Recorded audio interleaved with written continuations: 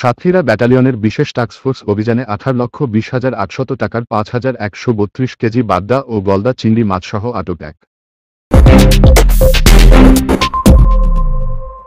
গোয়েন্দা তথ্যের ভিত্তিতে জানা যায় যে কতিপয় অসাধু ব্যবসায়ী অপদ্রব্য পুষ্কৃত বাগদা ও গলদা চিংড়ি মাছ বিক্রির উদ্দেশ্যে খুলনা হয়ে ফেনী, চট্টগ্রাম ও সিলেট গমন করবে।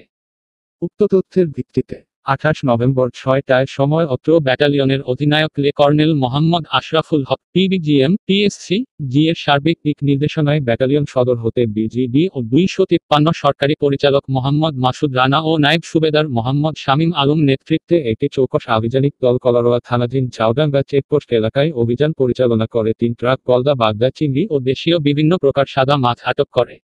উক্ত অভিযানে এক্সিকিউটিভ ম্যাজিস্ট্রেট জনাব প্রণয় বিশ্বাস বিজিবির পক্ষে সাতক্ষীরা ব্যাটালিয়ন 33 বিজিবির সরকারি পরিচালক মোহাম্মদ মাসুদ রানার সাথে এক প্লাটুন বিজিবির সদস্য এবং মোহাম্মদ শফিকুল ইসলাম সিনিয়র মৎস্য কর্মকর্তা সাতক্ষীরা উপস্থিত ছিলেন।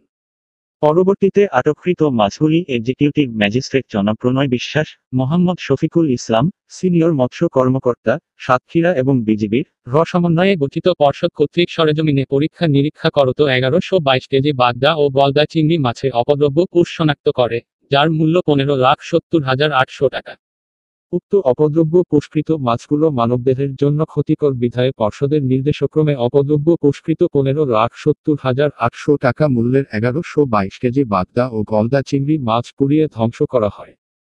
এছাড়াও অপদ্রব্য পুষ্কৃত চিংড়ি মাছের সাথে অপদ্রব্য পুষ ব্যতীত 250 কেজি বাগদা গলদা চিংড়ি ও 3,760 কেজি দেশীয় বিভিন্ন প্রকার সাদা মাছ পাওয়া যায়, যা টাস্কফোর্স পর্ষদ কর্তৃক নিলামে বিক্রি করা হয়, যার মূল্য 2,50,000 টাকা। সর্বমোট সিজার মূল্য 18,20,800 টাকা।